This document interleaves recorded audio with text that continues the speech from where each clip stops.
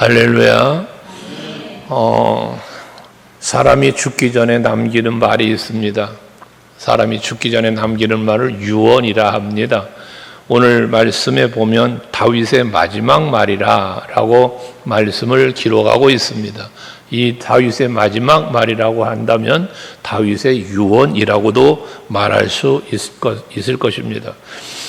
그런데 그 마지막 말에 보면 먼저 하나님 앞에 감사와 찬송과 영광을 돌리는 고백을 먼저 하고 있다는 것입니다. 어떤 분이 그런 유튜브에 올라온 걸 제가 봤어요.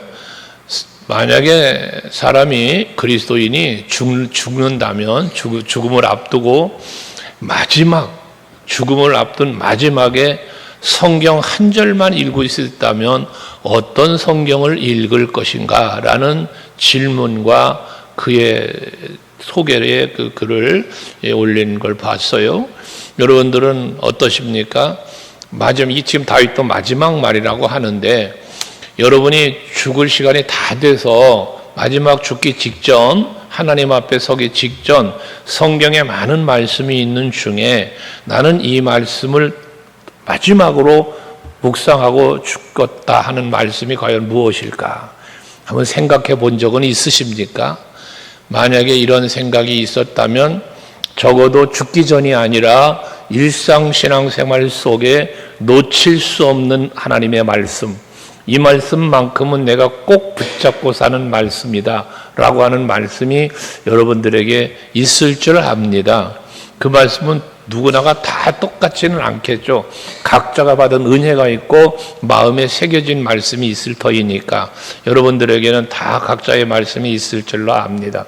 그 영상을 보기 전에는 저도 제 나름대로 가지고 있던 말씀을 생각을 했습니다.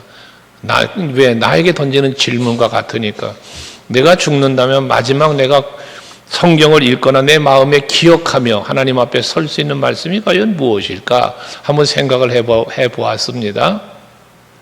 그 글을 올리신 분은 로마서 5장 8절 말씀을 올렸습니다.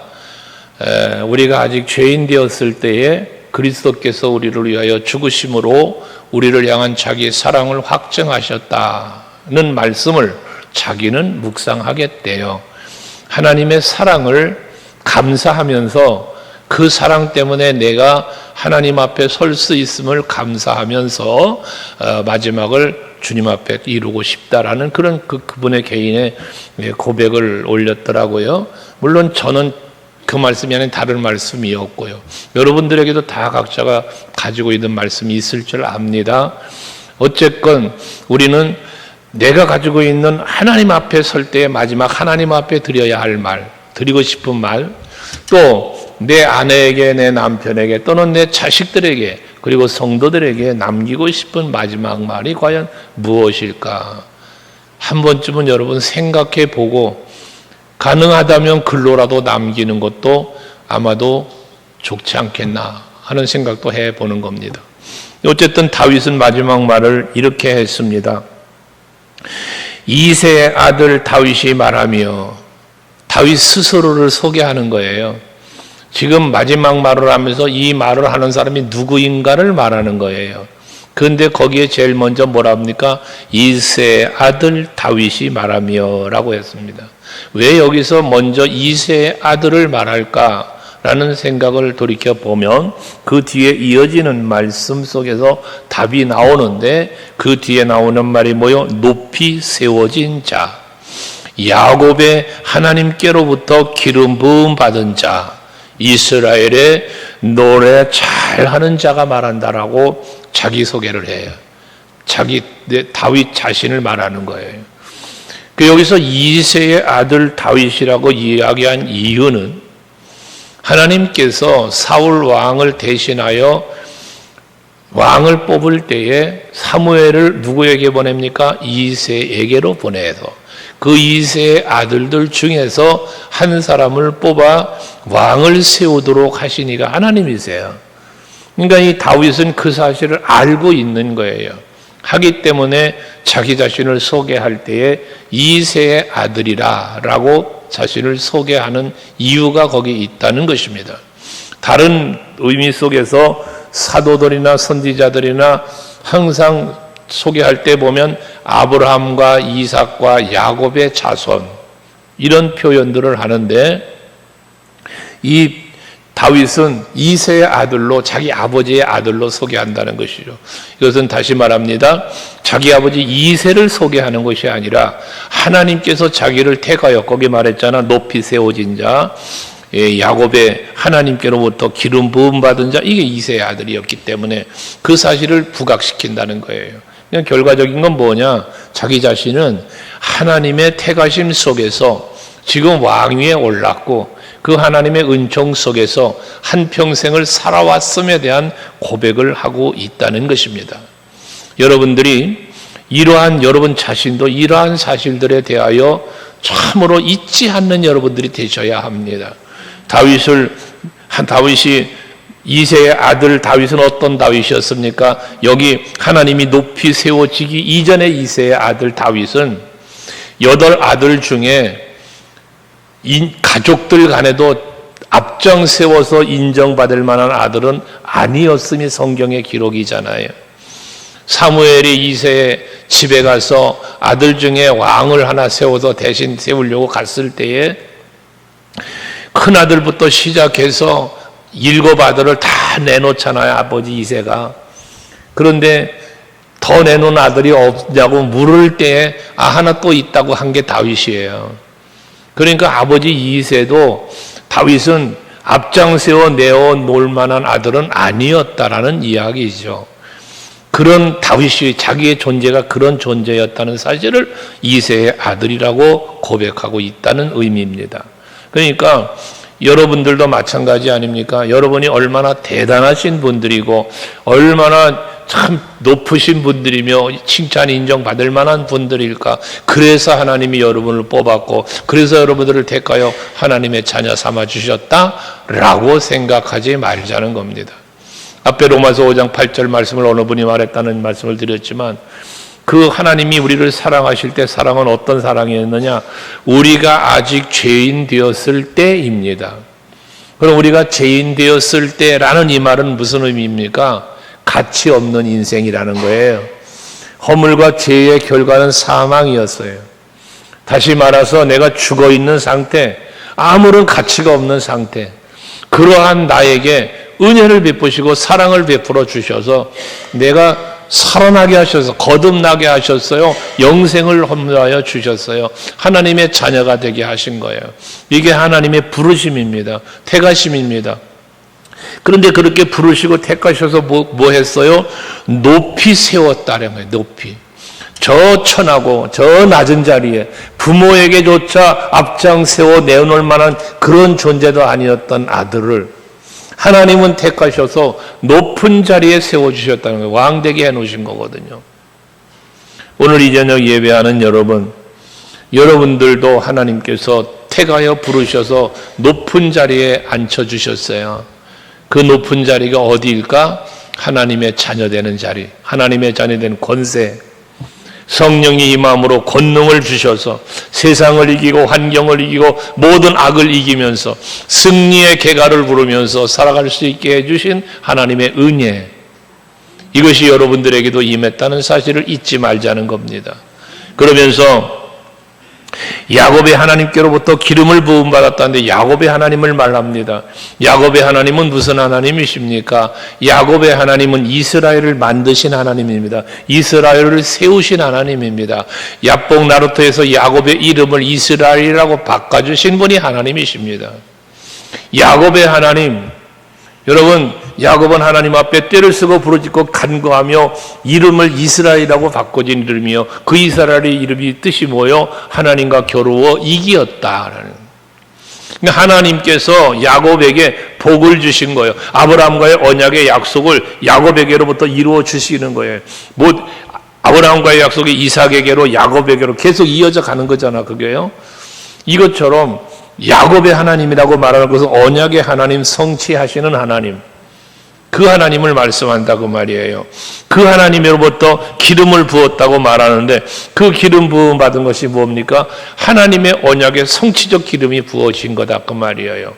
여러분들에게도 이 기름이 부어진 겁니다. 이 다윗에게는 사무엘이 준비한 기름을 부어 왕으로 세웠지만 여러분들에게는 성령의 기름이 부어져 여러분들이 하나님의 자녀된 권세를 얻게 되어졌다고 말입니다. 그러니 여러분들은 하나님께서 기름 부음 받은 자라는 의미 자체는 메시아라는 의미를 가지고 있는 거잖아요. 의미가요. 그 기름 부음 받은 자로서 왕이 된 거잖아요. 기름 부음 받은 자가 제사장이 되고 기름 부음 받은 자가 선지자가 되고 말입니다. 이것은 결과적으로 뭡니까? 왕이나 제사장이나 선지자나 예수 그리스도의 의미를 가지고 있지만 또 다른 한편에는 뭐예요? 사명자라는 거예요. 사명자. 여러분들 모두는 하나님께 태감을 입고 부르심을 받아 성령의 기름을 부으셔서 권능을 주시고 하나님의 자들은 권세를 받으셔서 악과 세상을 이기면서 죄와 싸워 이기면서 하나님의 뜻을 이루어가는 자리에 세움을 입은 자들이란 말입니다. 이게 얼마나 큰 역사입니까? 그걸 감사할 수 있는 여러분이 되셔야 합니다. 근데 그렇게 기름을 부음받은 자는 아무나가 되는 게 아니죠. 하나님 앞에 인정받는 자만 가능한 거예요. 그래서 그 사무엘서 16장에 보면 하나님께서 그 사무엘을 통하여 다윗을 찾을 때에 다윗이 들에서 양치다가 돌아오잖아요. 사무엘 앞으로 올 때 하나님이 사무엘에게 하신 말씀이 뭡니까? 이가 크다 그랬어요. 이가 크다. 그게 뭔 말이에요? 내가 찾는 사람이 바로 내가 찾는 아이가 이 아이야. 그 말이에요. 그에게 기름을 부어라. 하나님께서는 사무엘에게 말씀하셔서 그 목동 형제들에게도 어떻게 보면 따돌림 당한 거야.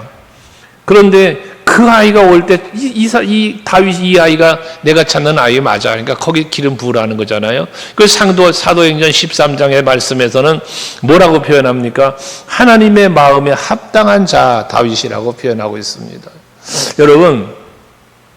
여러분들이 하나님 앞에 쓰임 받을 때 기름을 부음 받고 또 하나님의 받은 바 그 권세와 능력만 아니라 여러분들이 주님의 일을 감당하실 때에 하나님이 그 모든 걸 맡겨주시는 것은 합당하다 여김을 받았기 때문이라는 사실을 잊으면 안 되는 거예요.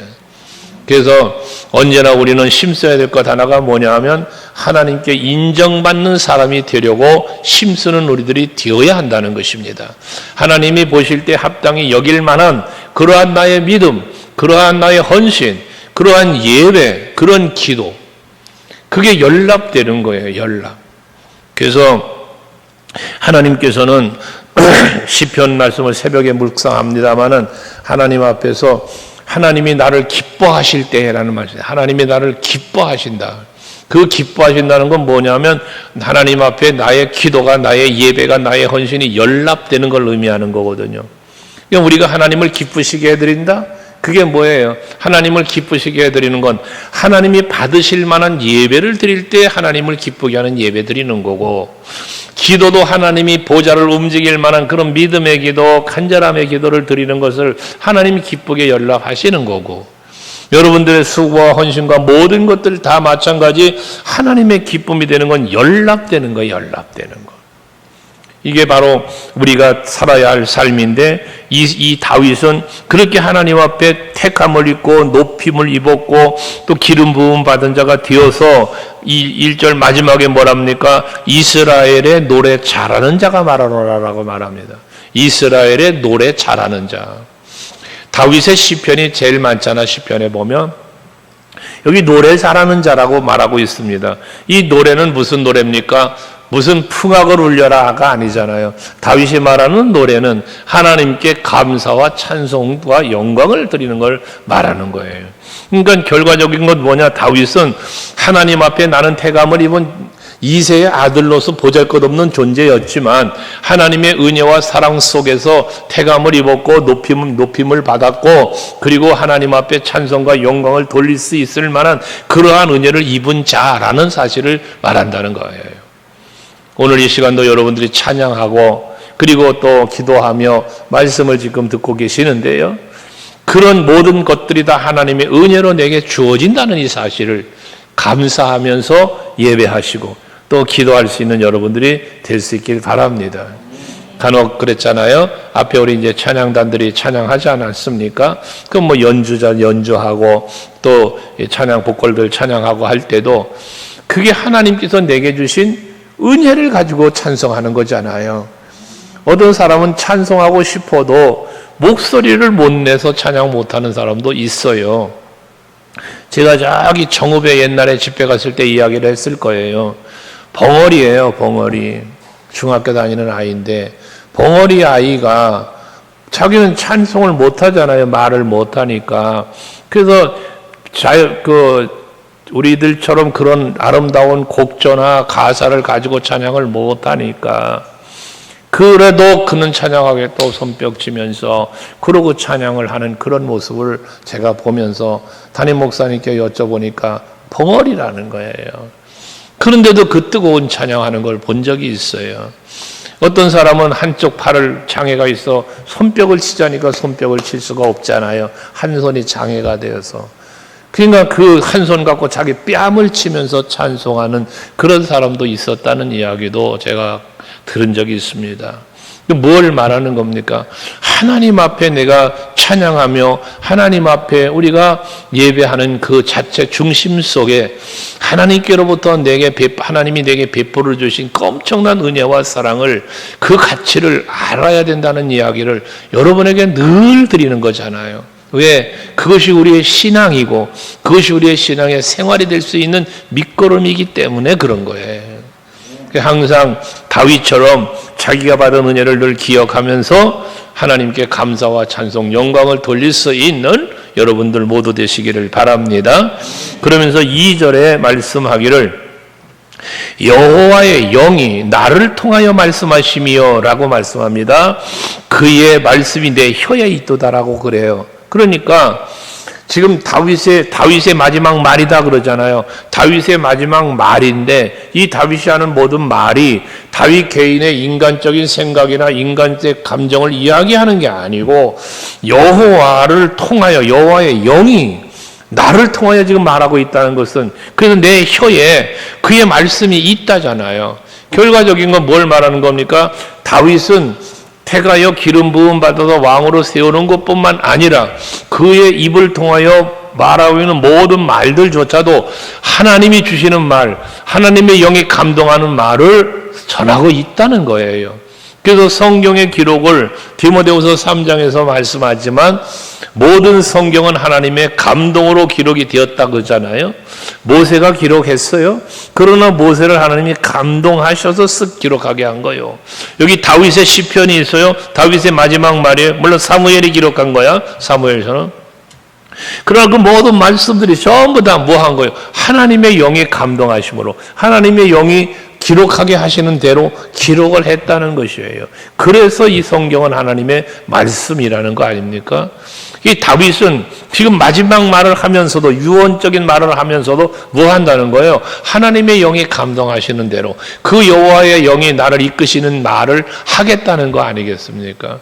그냥 인간의 감정이 아니다 그 말이에요. 자기 생각을 말하는 게 아니다 그 말이에요. 하나님의 영이 나를 통하여 말하기를 원하는 그 말을 지금 하고 있다는 것이죠. 그러니 노래 잘하는 자이라고 다윗은 말했는데 그럼 그 노래 자체도 뭐겠어요? 하나님의 영의 감동으로 하나님의 영이 이끄시는 노래를 부르고 있는 것 아니겠어요? 수많은 시편의 기록이 그렇게 이루어진 거라는 이야기죠. 여러분들 감사 노트를 쓰고 보시는 분들이 계신가 모르겠어요. 기도 노트, 감사 노트. 이건 여러분들이 한번 시도해 보는 건 굉장히 좋아요. 여러분 신앙의 성숙, 그리고 여러분 신앙생활의 즐거움을 찾아가는 데 유익함을 주는 거예요. 오늘 중고등부 학생들도 와 있는데 어린 시절부터 이런 훈련들이 잘 되어 있으면 여러분 개인에게 유익하고 모두에게 유익을 줄 수 있는 삶을 살게 되어져요. 그래서 여러분들에게 뭐 노트에 기록하는 건 아니더라도 저녁에 잠자리에 들기 전에 5가지 이상 내가 오늘을 사는 동안 내가 하나님께 감사해야 할 일이 뭐가 있을까 5가지 이상 생각해보고 잠을 들어보는 그런 훈련을 해보시라 하는 말씀을 드린 바가 있었습니다. 여러분들 잠자리에서 잠자기를 요거 들어 누웠어요. 들어 누워서 감사할 일을 생각해 보는 거예요. 하루 아침에 잠자리에서 일어나서부터 이 잠자리에 들기까지 하루의 이 생활 속에서 감사할 일이 무엇이 있을까를 한번 생각해 보자는 거예요. 그러면 저도 시작한 지가 얼마 안 되지만 어느 분의 이야기를 듣고 시작했지만 여러분에게 말씀드리면서 시작을 했지만 처음에 막상 시작해서 해보려니까 뭐가 있을까 하면서 생각을 하게 됐어요. 저도 처음에는. 그런데 이제는 습관화 되어지다 보니까 감사할 일들이 다양한 것이 떠올라요. 수없이 많은 것들이 떠올라요. 그래서 그 떠올리면서 감사합니다. 아버지 감사합니다. 감사합니다는 왜? 감사할 일은 생각 속에 떠올랐으니까. 그래서 입술에는 뭐만 나와? 감사합니다. 또 생각나니까 감사합니다. 감사하다 보면 잠이 들어요. 몇 가지 감사했는지도 모르는 사이에 감사하다 보면 잠이 들어버렸어요. 아침에 일어나는 거예요. 여러분, 감사는 하나님이 영이 주시는 언어예요. 감사는 성령이 우리에게 주는 마음이에요. 그 입술에 감사합니다를 고백하는 것, 하나님의 영이 주는 입에 담아주는 말이에요. 근데 내 마음에 원망과 불평이 찾아와요.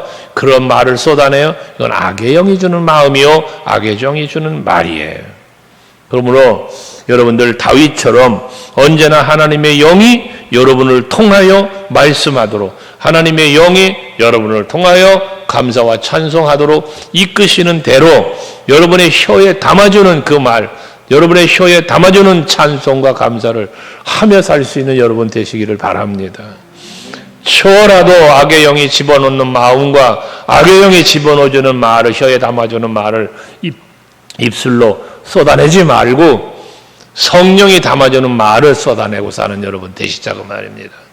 금요일 찬양 인도할 때마다 우리 장로님 찬양하면서 그러잖아요. 사랑합니다. 잘 될 겁니다. 이 얼마나 축복의 말입니까? 여러분, 이게 서로에게 인사지만 하나님을 향하여서도 마찬가지. 서로에게도 향하여 꼭 그 말만이 아니라 여러분 입술에 담아야 하는 말은 감사의 말, 사랑의 말, 칭찬의 말. 여러분 이런 말을 많이 하며 사시면 여러분이 행복해지는 거예요. 여러분 내가 쏟아내는 말이 원명과 원망의 말과 불평의 말이 되면 그 말을 하기 전에 내가 먼저 불행한 사람이 이미 된 거라니까요. 내 입술로 불평을 쏟아내고 내 입술로 원망을 내잖아요. 그러면 이미 내 마음에 뭐가 있어? 원망과 불평이 가득해 있어, 내 마음에. 그럼 원망이 가득하고 불평이 가득한 마음이 행복해요? 아니잖아요. 불행하지. 그러니까 내 스스로가 불행한 거예요. 말을 쏟아내지만 그 쏟아내는 말은 이미 내 마음에서 들었고 내 귀로 들어. 그러니 먼저 내가 불행한 사람이 되는 거예요. 그리고 그 말을 듣는 사람까지도 불행하게 만들어요. 왜 세상을 그렇게 삽니까? 그럴 이유가 없잖아요. 여러분, 우리 그리스도인이에요.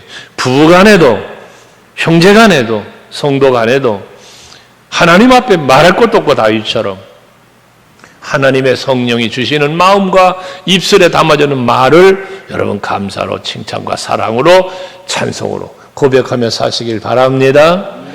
그럴 뿐만 아니라 3절로 가서 보시면 자기 자신을 계속 말하는 거예요. 이스라엘의 하나님의 말씀하시며 이스라엘의 반석이 내게 이르시기를. 앞에서 여호와 영이 나를 통해 말씀한다 그랬잖아요. 그 이스라엘 하나님이 말씀하시는 거야. 그 하나님이 자기에게 이르는 거야. 뭐라고 그래? 사람을 공의로 다스리는 자, 하나님을 경외함으로 다스리는 자요. 하나님이 다윗에게 말씀을 하시는데 다윗을 표현하는데 어떻게 다윗을 소개하며 부르느냐?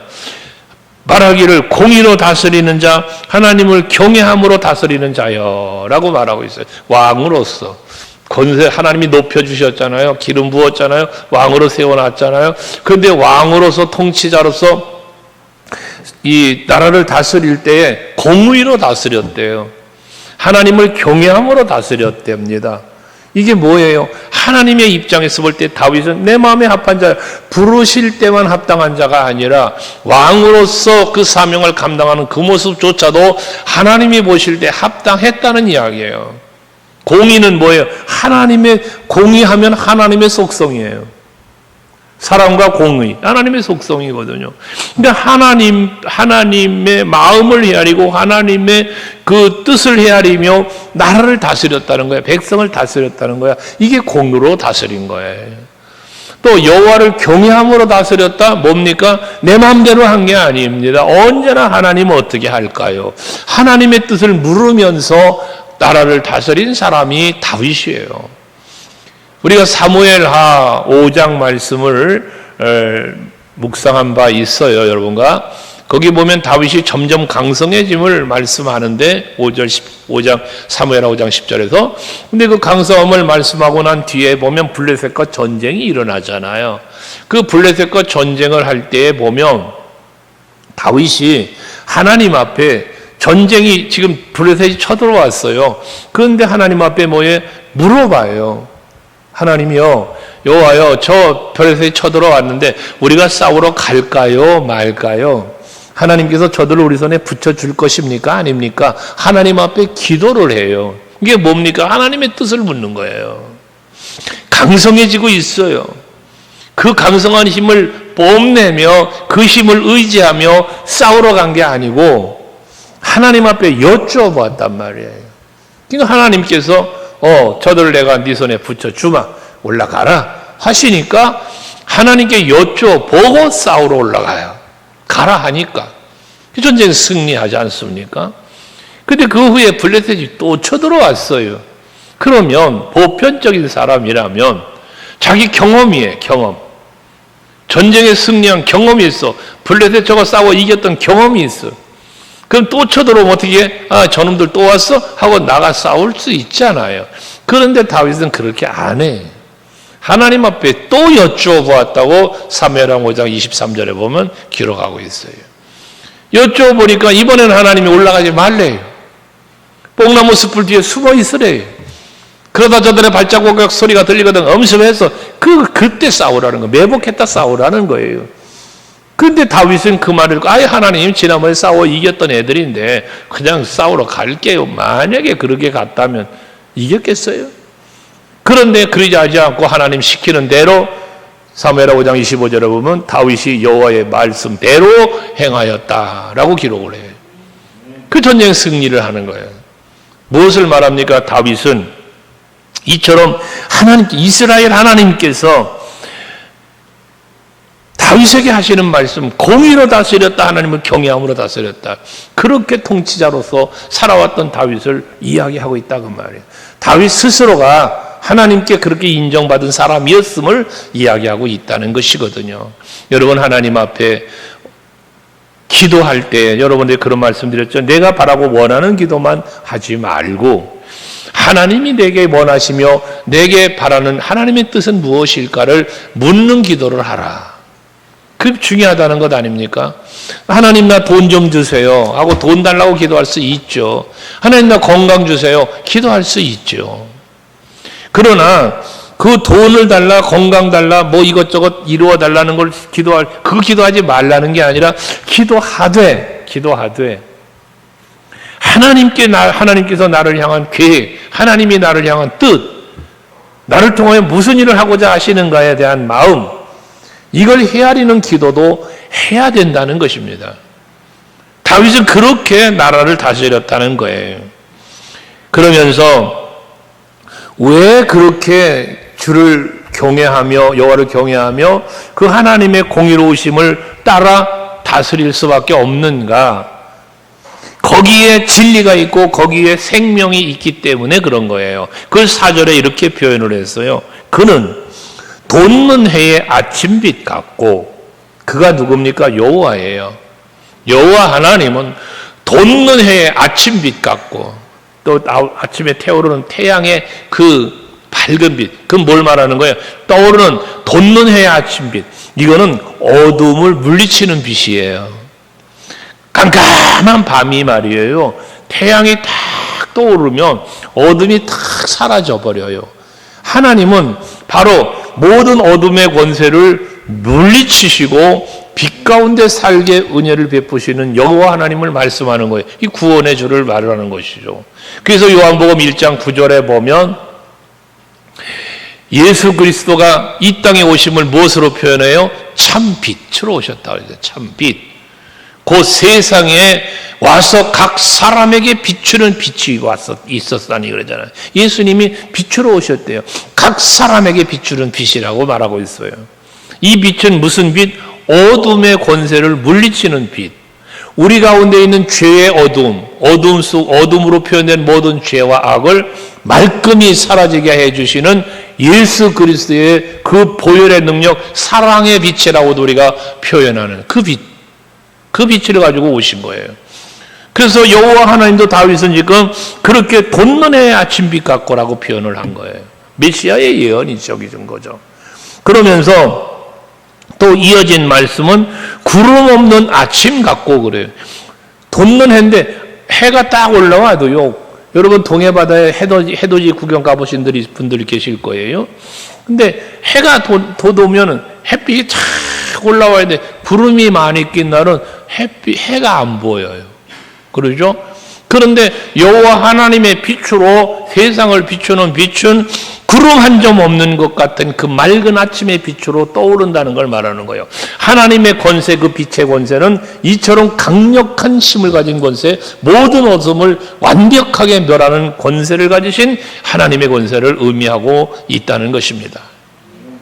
언젠가 백두산을 갔는데 목사님들 오래된 일인데요. 백두산에 올라갔는데 아주 날씨가 화창해가지고 그 백두산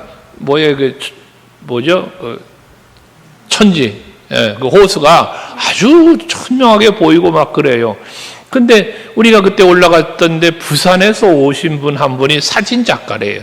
그분은 거기 와서 이 맑은 날 사진 한 장을 찍어보려고 며칠을 올라오는데 계속 날씨가 안 좋아가지고 작품으로 만든 사진을 못 찍었대요.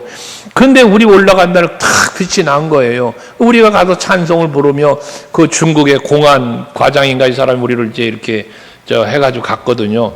그러니까 거기서 막 찬송 부르며 기도하고 그랬더니 누가 와서 방해를 해요. 못하게 그러는 걸 이분이 지켜주고 그랬어요. 그러니까 그분이 우리가 이제 목사님들이라는 걸 알고, 아이고, 목사님들이 오시니까 이렇게 해가 뜬다고.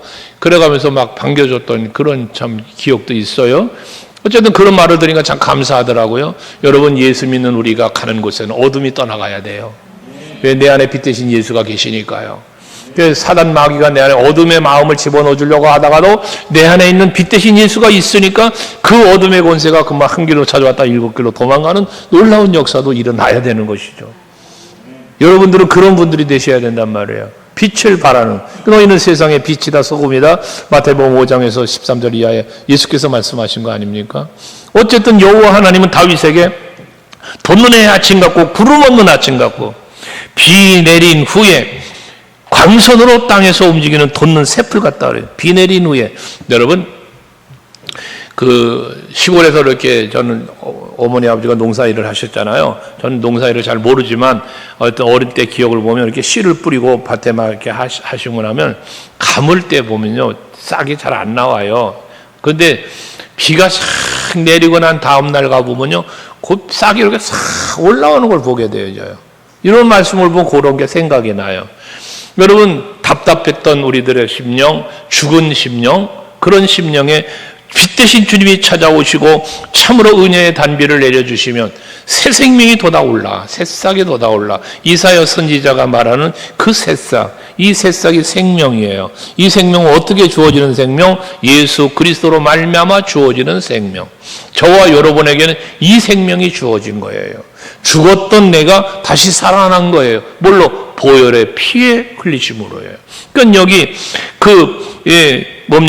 비 내린 후에 광선으로라고 하잖아. 은혜의 피, 성령의 피, 예수 그리스도의 보혈의 피, 이것으로 인하여 새 생명이 주어지는 이 돋는 싹, 이게 바로 오늘날 저와 여러분이라는 사실을 잊지 말고 그런 은혜 베푸신 하나님께 감사하며 살 수 있는 여러분 되시기를 바랍니다. 그러면서 그건 결국 구원이고 생명을 주신 하나님의 은혜를 말하잖아요. 근데 이것이 5절에 보면 내 집이 하나님 앞에 이 같지 아니하냐. 내 집이 무슨 집이요? 여러분 여기서 말하는 내 집은 다윗 개인의 집을 말하는 게 아니에요. 왕으로서의 그 어떤 뭐라 그럴까? 보통 왕가 그러면 이해가 되시죠? 왕가. 조선 시대에 보통 왕가 그거 생각하면 돼요. 왕의 집안. 그럼 왕의 집안이 이게 이스라엘이에요. 이게 여기에 하나님께서 하나님 앞에 이 같지 않냐? 내 집이. 그러니까 다윗 개인이 아니라 이스라엘이 그렇지 않느냐 그 말이에요. 그러면서 하나님이 나와 더불어 영원한 언약을 세웠다고 그래요. 영원한 언약. 그 영원한 언약은 아브라함과의 언약부터 시작되어진 언약이 다윗과도 언약을 세우신 거잖아. 근데 다윗과의 영원한 언약은 어떤 언약이냐면 아브라함과의 언약은 번성의 언약이에요. 다윗과의 언약은 무슨 언약입니까? 영원한 왕권의 언약이에요. 내 왕위가 영원하게 내 대를 이어 영원토록 해주시겠다는 약속, 그게 영원한 언약이거든요. 근데 이 영원한 언약이 어떻게 이루어집니까? 예수 그리스도가 이 다윗의 후손으로 오심으로 영원한 왕권이 가지시니까 그 후손으로 태어나 그 영원한 왕권을 누리게 되어짐을 이야기하는 거예요. 이 영원한 왕권이에요. 이 영원한 왕권으로 언약으로 예수 그리스도를 통한 구원의 역사가 이루어지는 것이, 그 구원받은 성도는 아브라함의 약속처럼 번성, 많은 백성이 구원하면 없는 거라 그랬잖아요. 그래서 마태복음 1장에 보면 뭐라고 말씀합니까? 아브라함과 다윗의 자손 예수 그리스도의 세계라 라고 말씀하잖아요. 대표적인 인물을 아브라함과 다윗을 들어 그의 후손, 그의 자손 예수 그리스도를 말하는 이유가 거기 있는 거예요. 아브라함과의 언약, 다윗과의 언약 때문에. 그것은 결과적으로 우리의 구원이요, 영생이요, 그리고 많은 영혼들이 구원함을 받고 하나님의 나라의 백성들이 되어진 걸 말하고 있는 것이거든요. 그 언약의 중심에 누가 있다? 다윗이 있다는 거예요. 그래서 영원한 언약을 세워서 만사에 구비하고 견고하게 하셨으니, 즉 하나님은 계획하셨고 언약하셨고 그리고 그 언약을 성취시킨다는 걸 말하는 거예요. 하나님은 그런 분이세요. 그래서 나의 모든 구원과 나의 모든 소원을 어찌 이루지 아니하랴. 다윗의 마음에 바라는 그 구원이나 소원이 뭐겠습니까? 하나님의 언약을 믿는 믿음 안에 가지고 있는 소원이에요. 여러분들에게도 이 다윗 같은 하나님의 언약이 내 마음속에 있어 그 언약이 나의 소원이 되고 나의 바람이 되는, 여러분의 소망이 되는 이런 마음이 여러분에게 있어야 되는 거예요. 하나님의 언약 중에 언약은 하나님 나라잖아요. 그 하나님의 나라에 대한 하나님의 언약은 영원한 언약이고 불변하는 언약이야. 견고하게 하셨다잖아요. 그 언약을 붙잡고 여러분 사시면서 하나님께 영광 돌릴 수 있는 여러분이 되셔야 합니다.